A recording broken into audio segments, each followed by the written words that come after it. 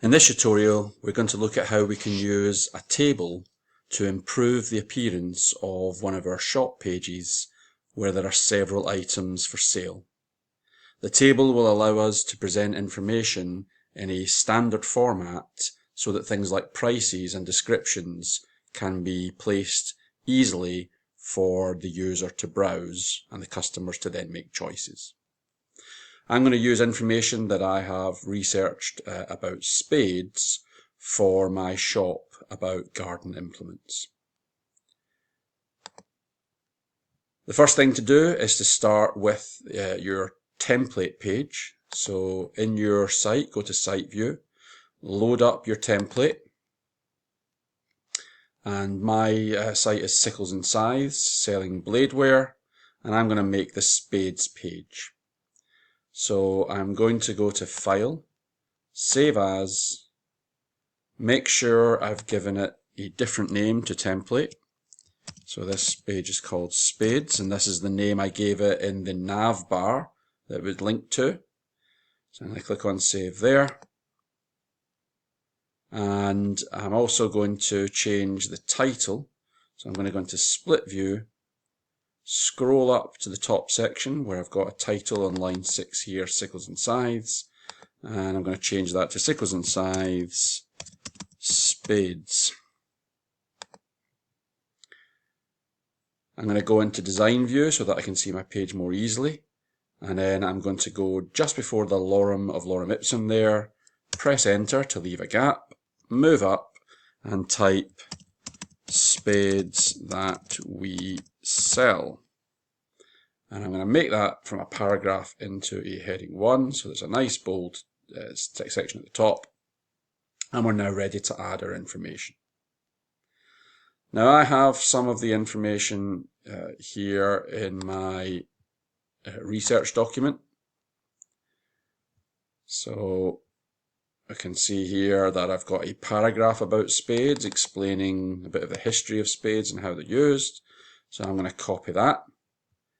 I'm going to come back to my page here and I'm going to highlight all of the lorem ipsum text. And I'm just going to kind of split view here so we can see again the text and the code at the same time. If I just edit paste this, then you will often find that it brings in extra classes, in this case Apple Interchange New Line, and some style information here. We don't really want that, and we've lost the colours that we had chosen for our page. So don't just paste things in from the internet or from Word documents. I'm going to go to Edit and Undo to go back to where we were. We always want to use Edit, Paste Text rather than Paste, and choose the bottom option, Normal Paragraphs without line breaks. When I bring this in now, my information has come in a paragraph, and it's using the styles which I had chosen for my website. I'm now going to add a table below here that's going to hold information about the different items that I sell. So I'm just going to come here, I'm going to press Enter, which opens up a new paragraph.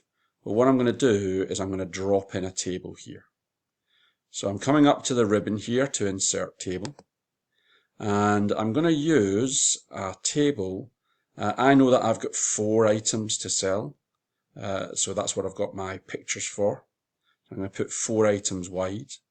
I want a title, I want a picture, I want a description, and then I want a price. So I'm really looking for a 4x4 grid here.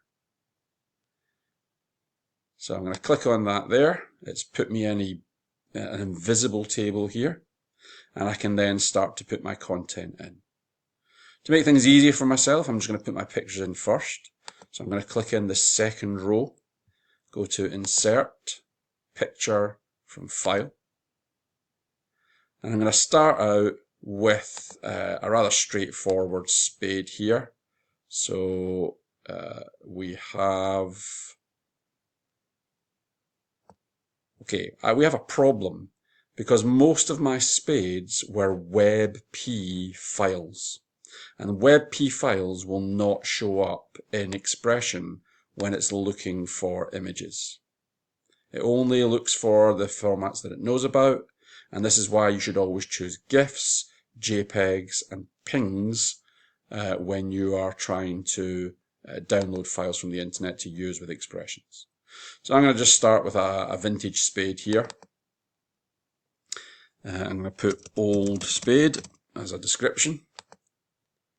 And then I'm going to make sure that it's not dominating the entire table by shrinking down the size of it a little bit here to about there. I'm going to give it a title, old spade. I'm going to put in a description in this row here, a spade from the 18th century. And I'm going to put in a price in the bottom row here, and that is going to be £200. Okay, so I'm going to run into a problem now. If I look at my site view, you can see that I have various JPEG files and they all show up, but my WebP files are not going to show up particularly well. I could find, for example, toy_spade, so toyspade.jpg should be okay. So I'm going to come into the next box here. I'm going to insert picture from file. I'm looking for toy spade, which is here. I'm just going to put toy. Click OK. Try to match it up size-wise with the existing image there, so they're about the same size now.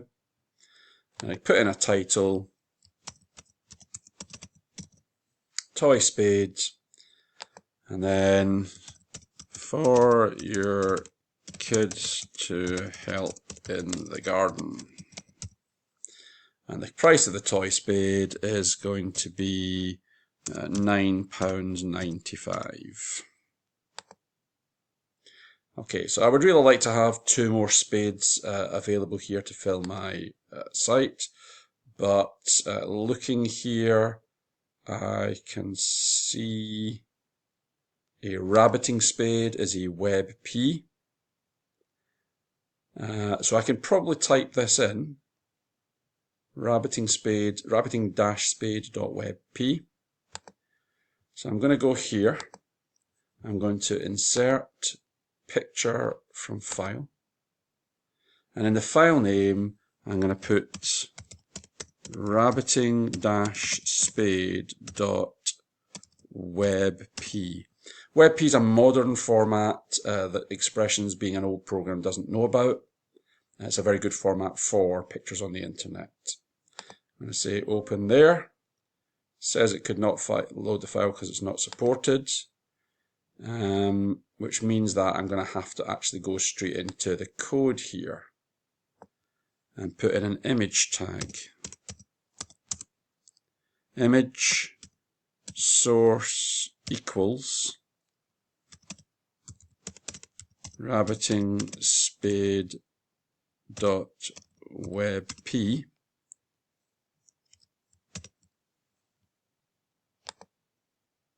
And it appears here as a broken link, but I think if I save my file and then preview it in a browser, so press F12, you can see that it has actually appeared there because it works in a modern browser. Obviously it's way too big, so I want to go and change the sizes. You can see here these heights, got a height here of 251, a height here of 234, so I probably want to do something similar with this spade here. I'm going to say height is 250.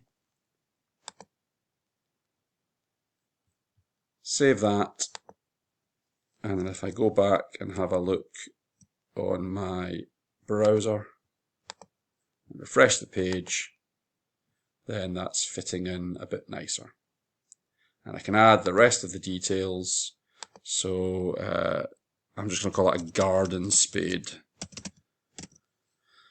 And then does all the standard jobs.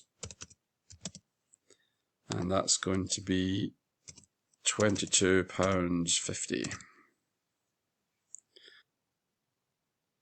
Now, one of the things that you might notice about this table that we're using to lay out, the table itself is invisible.